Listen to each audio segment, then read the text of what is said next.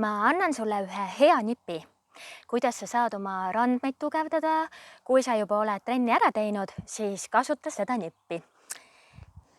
Kui on vaja matt kokku rullida, siis tee seda seistes ja nii, et sa rullid selle mati käed ees kokku. Ühtepidi võid näiteks pool matti ühtepidi teha, siis pöörad mati teistpidi ja rullid edasi niipidi. Nii sa saad oma randmetele hea tugevdusharjutuse.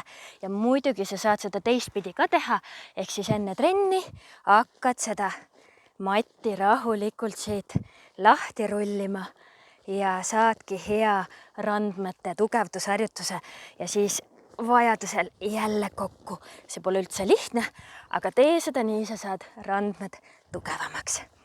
Nii et proovi järgi.